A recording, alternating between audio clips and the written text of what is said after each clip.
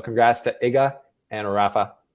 Yeah, there's three people you don't bet against: Tom Brady, Rafa Nadal, and Connor McDavid's under point total. And I was telling you guys off air that I bet against Rafa Nadal on clay. I love betting for the underdog, and in this case, Casper Ruud, our guy. I bet for Casper Ruud to win outright. Dude. I was telling you this, God. and I was waiting to tell you when we went live. That's good. And yeah, I lost some serious money on Sunday. I'm watching it. I'm like, this is going. Like, what are we talking about? Serious money here, like $8, a whopping $8. I was gonna say. Felix Auger-Aliassime. Bianca Andreescu is a US Open champion. Shapovalov at the moment. Leylah Fernandez.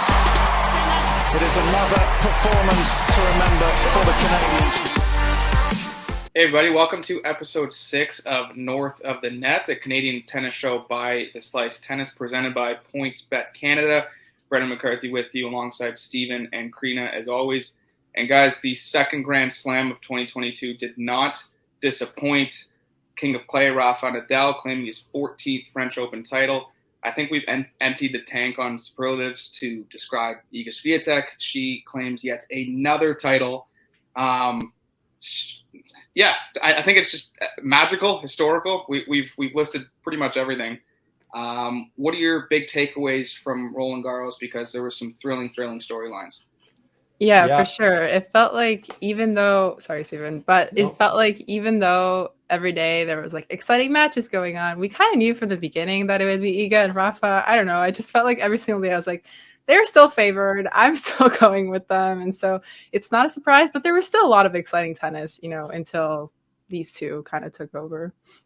Yeah, I was going to say it wasn't disappointing unless you were wanting like a really big battle in either of the finals, because they were both beatdowns, like full on, as bad as it gets, almost beatdowns.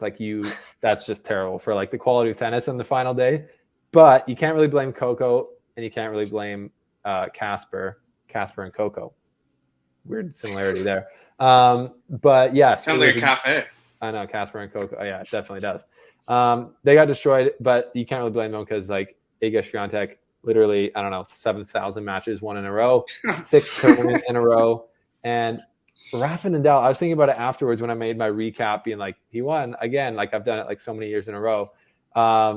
You could have bet on PointsBet and got more than 4 times your money for betting on Rafa pre-tournament, which has got to be like an all-time high. Like other years, I'm sure it would have been like 1.4 or something like that for him to win. 4.25 times you could have got. So that would have been pretty easy money. Oh man. I mean, I think did Iga only drop like one set throughout this entire tournament? And it was against Zhang, I think. Yes. That was a tiebreak. That's insane to me. And she was the one who beat Simona Halep. So I was like, okay. Yeah, that's I know that's just ridiculous. And like I don't know whose story is more ridiculous. Like Rafa, like freezing his foot to basically full foot. Like imagine playing with a numb foot and not like I don't understand how you don't do a Zverev and like break your ankle running around like that. But he was able to beat Djokovic, Zverev. Well, he didn't really beat Zverev, but then destroy Ruud, beat Felix, our guy. So yeah, Brendan said it best, and all the superlatives have been used up to describe these two champs. So congrats to Iga and Rafa. Yeah, there's 3 people you don't bet against: Tom Brady, Rafa Nadal, and Connor McDavid's under point total. And I was telling you guys off air that I bet against Rafa Nadal on clay. I love betting for the underdog, and in this case, Casper Ruud, our guy. I bet for Casper Ruud to win outright. Dude. I was telling you this, God. and I was waiting to tell you when we went live. That's good. And yeah, I lost some serious money on Sunday. I'm watching it. I'm like, this is going. Like, what are we talking about? Serious money here, like $8, a whopping $8. I was gonna say, let's keep it. So you bet on him like just before the match to win, or like to win outright. That would have been like 7 times your money? I understand because Casper Ruud was playing some like really, really good tennis. So I understand where you're coming from. But at the same time, Felix was the one who kind of gave Rafa the most trouble out of everybody that Rafa faced. So I was very confident that by the time Rafa got to the final, I was like, this is a clear path, no matter who's on the other side. I'll say it again because I put up a video about this and then it got taken down because the French Tennis Federation is like this disturbing animal. But like, you cannot win like, you guys saw that video of Casper and Rafa in the hallway, with Rafa like doing his crazy warm-ups, like running around the thing, like basically jumping up and down in front of Casper's face, being like, I'm going to destroy you. Yeah. Like, you cannot win a tennis match after that happening to you. Plus the fact that everyone's sharing it. It's like, oh, Casper trained at Rafa's academy before this. Casper loved Rafa growing up. Here's a picture of Casper at the 2013 final where Rafa's winning it, and Casper's like a 12-year-old little dweeb there.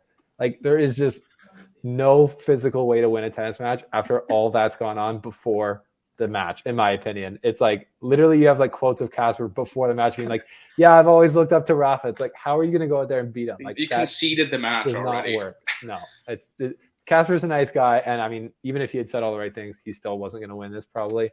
But just a terrible game matchup for him. But I did think he had a better chance than he probably put out. But anyways, let's move on to the Canadians, how they fared at Roland Garros. Yeah, for sure. Obviously, we know. So we did our power rankings before the tournament, and Felix was the one who went the furthest, who did the best. And then I think Leylah went farther than Bianca, if I'm not mistaken. Yes. And Leylah went farther than Felix. Did she? Yeah, Leylah made quarters. Felix lost in the fourth round to Rafa. Bianca lost in the third round. Chapo lost first round. The power rankings have been shaken up completely. Very shaken. A lot of us had Leylah in fourth, and wow. Apologies.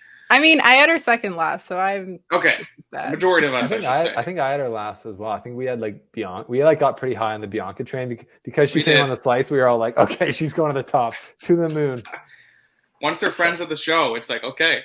They know. I mean, Holger Rune got as far as he did, so we're not like completely off. That is a fact, though. When people come on the show, they start to play incredibly better tennis. I have multiple use cases of this, and I'm actually going to start marketing it to like tennis players. Be like, hey, you want to revive your career? Like, do an interview with me. It's a real thing. Ask Dan Evans, Cam Norrie, Holger Rune. Those are my three examples. But they've all played since coming on the show. They've all increased their ranking like exponentially. So. Anyways. Yeah, and unfortunately, Leylah did injure her foot. She has a stress fracture, I think, between her second and third toes.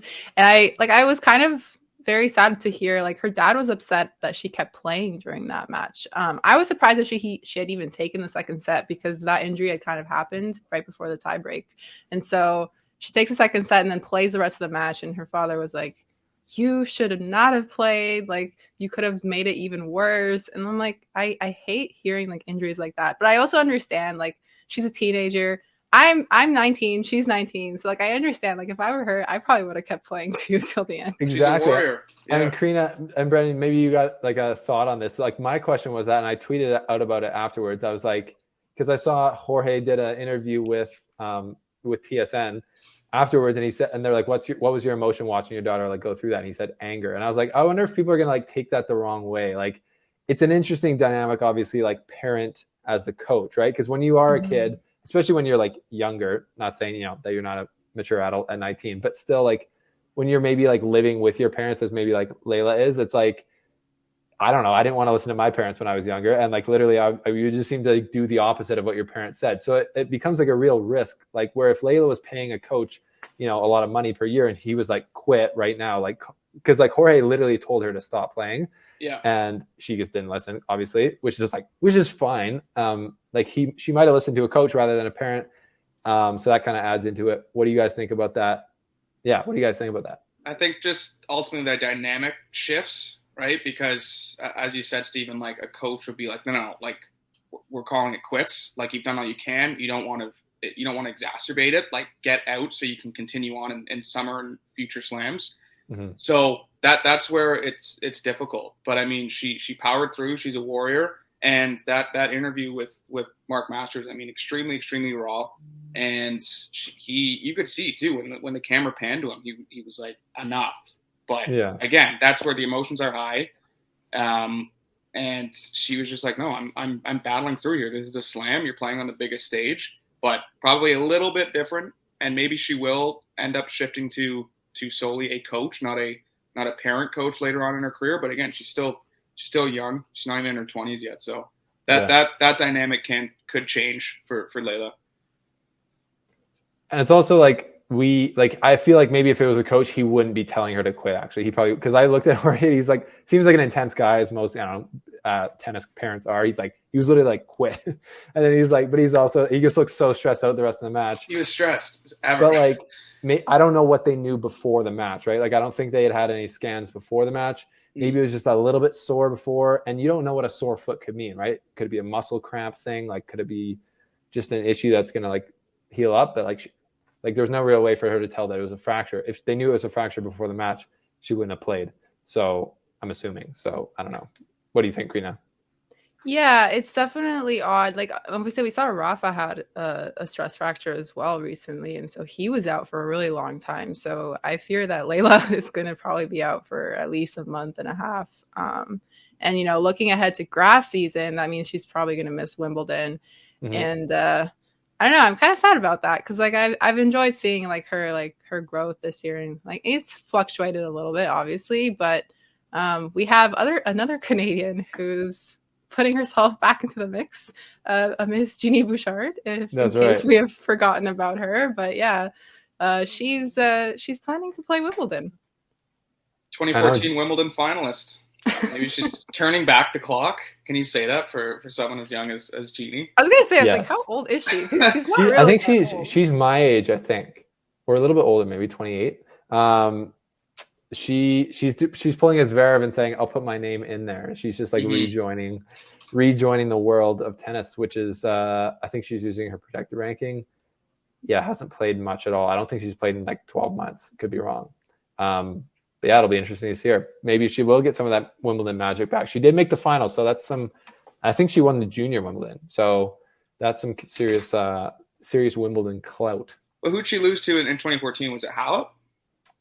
No, it wasn't Halep. No, it was. It was straight. It was straight sets. It was like it was a pretty decisive victory for.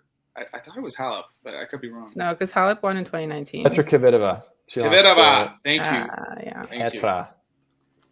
Who I saw, she's still playing as well. I saw her in Stuttgart. She's trying to do it still. Yeah, she's been kind of struggling lately, though. Yeah, it can be a struggle. Canadian Wimbledon, yeah, like I'm going in there. Obviously we haven't touched on it yet. I'm kind of sad neither of you brought it up, but I interviewed Shapovalov this week on the grass. Buried the lead. Sorry. I was looking for the right moment, It's all good. For the people. Hey, it's Denis Shapovalov. Welcome to The Slice. That's it. So we got new friend of the show, Shapovalov, and he's kind of kicking off the grass season. He's in Stuttgart. Felix is in Netherlands. I don't even know how to say that name. Not going to try. Yeah, and Netherlands. Bianca is going to be in Berlin, which I will be at, Lord willing, in case some other craziness with press credentials and flights and getting across Germany comes up. I'll see her in Berlin potentially. So we got those three, not Leylah, going into Wimbledon, and I've got quite high hopes and expectations for all three of them. I would say, like Bianca would be. Why don't we do a quick, from you guys' knowledge of the three on grass? What would your power rankings be? Updated power rankings. Updated power rankings for the three of them at Wimbledon. Yeah, let's go. Karina. Yeah, so this is where my power rankings are going to flip, and I'll put Shapo first because he is a grass player. He enjoys grass a lot more. He made semis at Wimbledon last year, so I'll go with him, and I'll put Felix right after still because I think Felix also made semis last year, if I'm not mistaken. Quarters, yeah. Right. I knew it was very close because they were the two that were going at the time, and then I'll probably go Bianca after, and then I guess Genie. Oh yeah, I would said only three, but yeah, there's actually like 5 players playing. So, yeah, that's good. Yeah, Bianca. What do you think? Yeah, Steve? So you're, me. Okay, so yeah, I would go. I think I'm actually gonna go Felix, Shapo, Bianca, Rebecca Marino over nice. Genie. But actually probably Rebecca Marino over Genie. But mainly the top 3. Let's be real. So Felix. Since the thing is with Felix, since Wimbledon last year, like when he made quarters, they both made quarters. I was going nuts. You can watch my videos from back then. Felix's game, I don't think was as aggressive back then as it is now, as far as like first serve and follow up. since working with Tony Nadal, which was before Wimbledon, he's gotten way more aggressive and his serve's just gotten a lot better. So I think he made Wimbledon quarterfinals last year without even having the game that he does now. So Felix's game, to me, like the serve and the forehand, like you saw how much problems it caused Rafa at the French Open in slow clay, that he could kill anyone on grass. He could beat Djokovic. He could beat anyone, I think, with his physicality and with that serve and forehand. That's the type of guy who does it really well at Wimbledon. So he's going to be going first for me. Shapo a close second. There's just more risk in Shapo's game with the one-handed backhand, I think, on the surface. But we'll see. Maybe he'll prove me wrong. And then Bianca third, but she could still do well. She's just got enough power to do really well on grass, and I think she could potentially even do better than clay because of that. And so, in other words, you heard it here first. Steven thinks Felix is winning Wimbledon this year. I'm not like I was at Stuttgart and I was actually talking to some doubles players and I was trying to say like, okay, so yeah, power rankings for Wimbledon. We got Djokovic number 1, then there's a gap. And then it's like very extremely open. Rafa's not going to be playing, I don't think. You heard it here first. Zverev's not playing. And then Stefanos Tsitsipas is like, I would put him up there. Carlos Alcaraz, obviously put him right there. Matteo Berrettini. Matteo Berrettini, the Italian stallion. But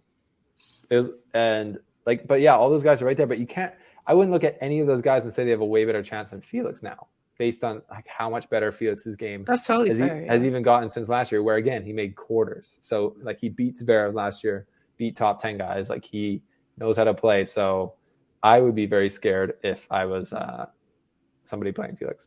That's what I'm going to say.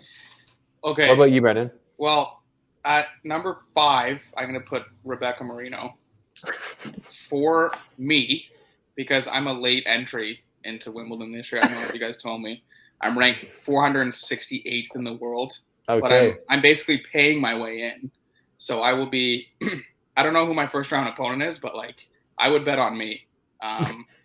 Fair enough. Marino at 4. I like that pick, actually. She kind of gets flown under the radar. I'm not even going to put Genie in the top 4. I'm sorry. I gotta be cutthroat here. I gotta be cutthroat here. Marino at 4. I'm going to put Shapo 3. Bianca 2, and I'm sticking with Felix at number 1. I really liked how he performed. I mean, he took Rafa to. Was he the only opponent who took Rafa to 5 sets? He's the third person to ever do that. Yeah, Isn't that insane? It's crazy, and I know you guys always grill me off air for like the stats and stuff, but like him and Shapo, I won't list them off. You can go Google it, but they had respectable small sample size records on clay last year. No, they did. Yeah, that's good. Felix made quarters. Dennis made finals or their records. Semifinals. 10 and 2, I believe Felix was. I'm just going to say. Oh, there you go. I'm pulling out the numbers. 10 in 2021 on grass. Yeah, 2021 on grass, 10 and 2. That Felix, is a great record. That's correct. But I'm going to keep Bianca at 2. I know she's in just a bit of a rut right now, but I think she's going to turn things around. Wow. Yes. Scandalous. Yes. Otherwise, I just choose the same power rankings as you, Steven. So yeah, that's fair enough. That's boring. We have to move. Let's move on. Let's take a quick look at where our Canadians and where everyone sat on the odds for Wimbledon, presented by PointsBet Canada. The men first. Novak Djokovic, 1.91 times your money. And then it goes Carlos, Nadal, Berrettini, Zverev, Tsitsipas. Then Felix, I think that's number 7 at 13. Shapovalov at 15, right behind him. I think it's pretty fair, but I think that's some pretty good value for Felix. Like, I don't know. Yeah, and I think you can knock some of those guys off that list, like Rafa. You can knock Rafa off, Zverev. Yeah. You're right, Steven. Like, the more I think about it, you're going to convince me. By the end of the show today, I'm going to be like, put all your money on Felix. That was an impeccable argument I made for Felix's transition. I can't believe how that, it came out. I was thinking about it more as I was talking about it. It's like, yeah, he has, like, at U.S. Open last year and at Australian Open this year, fast courts at Australian Open, he almost beat Daniil Medvedev and made the final. But he made quarterfinals or semifinals at Australian Open. I can't remember. Anyways, he's chopping people up with his serve and forehand. So, yeah, you will be convinced. I have a feeling like Nick Kyrgios is going to, like, make the quarters and then just have a night. I don't know what his night's going to entail, but he's going to have a night. And then he's just going to blow it in, like, straight sets to somebody. Like, oh yeah, that's how it goes. It's so mind-boggling because he's one of the like brightest talents on tour, but he's just so lethargic, and he's just like whatever. But like his winners, like his forehand winners from the baseline, it's just like it's uncanny. But then he's just like whatever. I'll just do like an underhand for my second serve and concede the point. It's just listen. I love the underhand serves. I love it. I might be in a minority here. I use it sometimes. I will say, I on the second serve, I just need to get the ball in. But it's basically just here, take the point. It's fine. Just take. I find it so funny.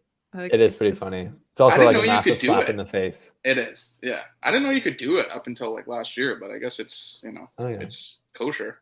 Yeah, I think. Serve is a serve, I guess. As long as it is. You just gotta hit the ball over the net. Let's look at the women here. Iga 2.75, less odds than Djokovic. That makes sense. Djokovic just won it. Now asterisk beside Raducanu. Yeah, I think she'll play though. It's got like 2 weeks. It's her biggest tournament. She's fine. She's literally injured at every single tournament. It's insane. I would say we still gotta knock some names off that list. Bianca's coming way up.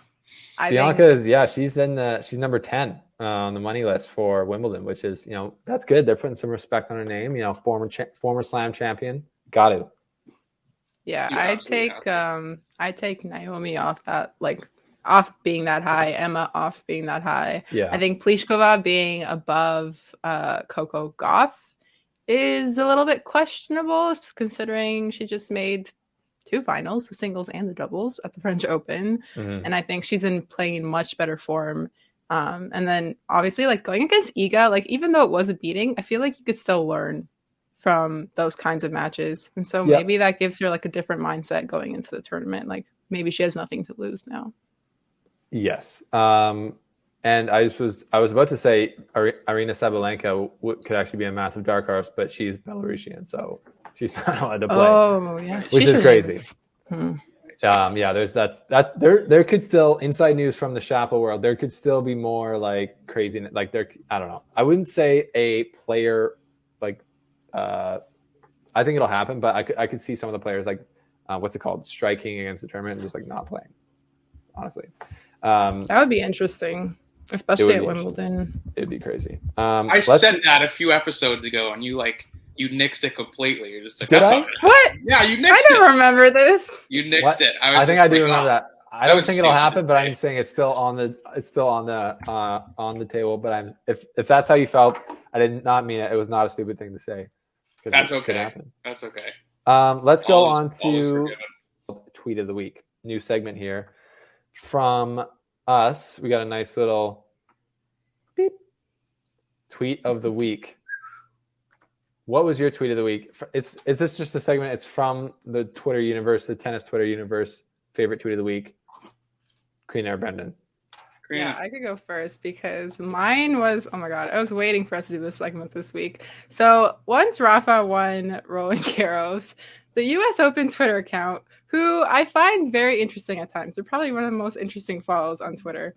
But they put in a video of the Taylor Swift, I don't know about you, but I'm feeling 22, like that video. Yeah. And they photoshopped Rafa's face onto Taylor Swift, and it's the weirdest video ever, but it's so funny, like because he just like 22 Grand Slams, so it's like it makes total sense. But yeah, I just thought that was like whoever the social person is behind. I was gonna say kudos. Like, they went all like kudos to that. you. Like it's just that is hilarious. Wow, like made my day. Yeah, I like that. That's a good one. I'm gonna roll with I don't know if I'm pronouncing this right, so forgive me. At Tum Carroll. Might have butchered that. Tumani, I think. Is it journalist? Tumani Carroll. Yeah. And he's he in response to the rather abrupt drive-by handshake by Holger Rune after he lost to Ruud. He just said nothing like a drive-by handshake. Now, I think there's a lot to unpack there, Stephen. Maybe you know a little bit better, but I mean that just looked bad, and Ruud like that. That's I mean, if it's not a meme, I'm turning it into a meme. That is basically like when your food's about to arrive and the server walks past your table. That's the look that Ruud gave Rune. That's true. And it's but I mean, there seemed to be some ongoings in the locker room, and maybe but I feel like it was blown out of proportion. It was blown out of proportion. Rune's a friend of the show. I was a little disappointed that he just basically like, no, thanks, I'll see you later. And no, it had anything to do with Ruud, but it was. I guess it's a mix of tweet and fault of the week for me. But fair enough. That situation, to touch on it very quickly, was, I think, blown way out of proportion by tennis fans. It kind of shows how soft our sport is, to be honest. Like during the match, if you didn't see it, like Holger is 19. He's like emotional. He's just an emotional player, and he's like yelling at his box the exact same way Novak does almost every match. And like Novak's like screamed at his wife's sitting up there, like he like does it all the time. And then people are getting a Holger Rune's case, but Holger was like getting marks checked, and then Ruud walked by Holger at the changeover and said, "Do you have to get every single mark checked?" And then Holger said, "Don't talk to me." And then Ruud's like, "That's not a way to talk to someone." And then Holger goes, "Don't talk to me." And then, so that was the first thing. So you could actually say that Ruud actually started all this, and then Holger's like, "Screw this guy, I'm not going to congratulate him." Gave him a handshake and just walked by, and then Ruud does it again. He just like shakes his head and like kind of makes him look like that's like a lot of handshakes go like that. Like they don't have to like hug at the net. I don't know both at fault. I would say both at fault, but really no big fault. Like it's emotional. Yeah, I don't really care. And like even on behalf of like Rune, like even I was getting a little bit annoyed at the calls because like a lot of those balls are really close, and so I would also be like come check it, please, because obviously like on clay, like it's a little bit harder to check those balls, right? And a lot of times like the line people, they don't always get it right. So like I understand his frustration for sure. Like, and then as like Casper Ruud is like, just wait a couple of seconds for them to check it. Like, I don't understand what the big deal is. Like, either it's in or it's out. I don't know. Casper's like, he's funny. Like, he's like super chill guy, like super professional, doesn't give anything away. But I guess he was wanting to have that. In clay, there's a bit of a sportsmanship where it's like, if it's close, I'll go check the mark for you and I'll tell you if it's in or out. So it would be like actually not that close. Like, and then Casper would be like, it's out, bro. And then Holger would still want the guy to check it. And like, he would go up and like look at it. Which I get, but it's like you don't have to like have a dance at the like you don't have to have that sportsmanship thing. Like I mean, at the end of the day, like I don't really care, and I think it's funny for the sport and brings more eyeballs, which is good probably. Hey, at least he didn't slap him like that one video you brought in a few episodes ago. Oh my gosh, I know that would have just erupted. That would have been awesome. No, that would have been crazy. That was I forgot about that. That was savage.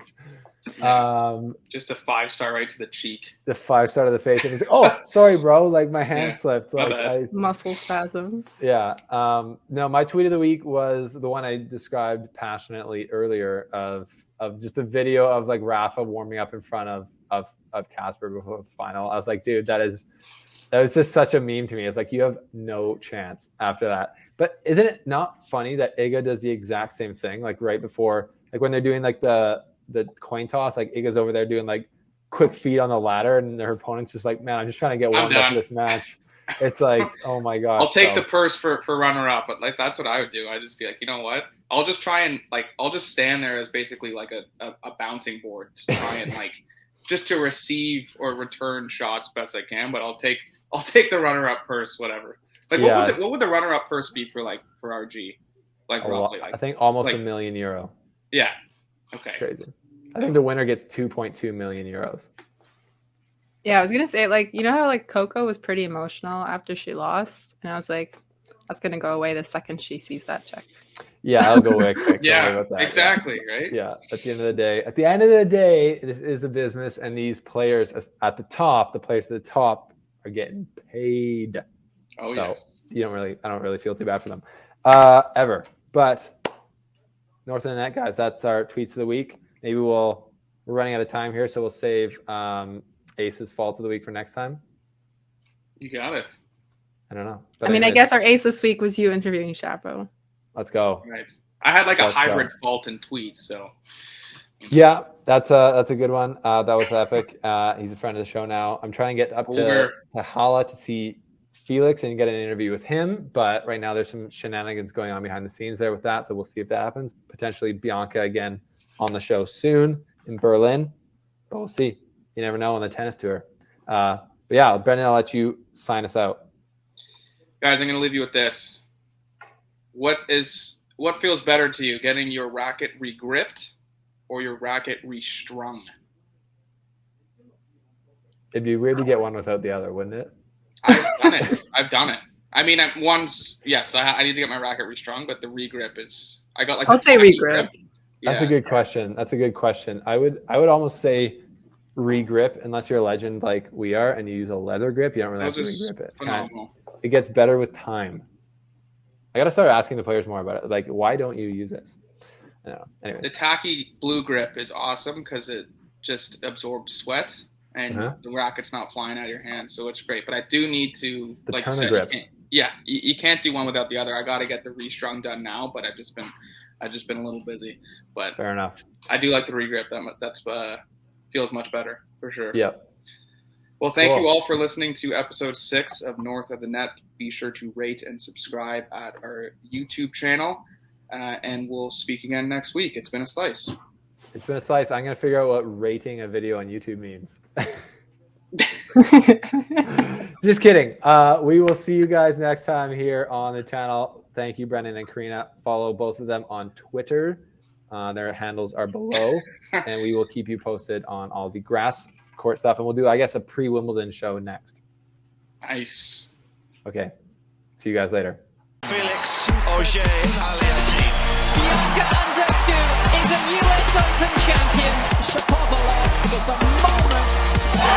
Leylah Fernandez. It is another performance to remember for the Canadians.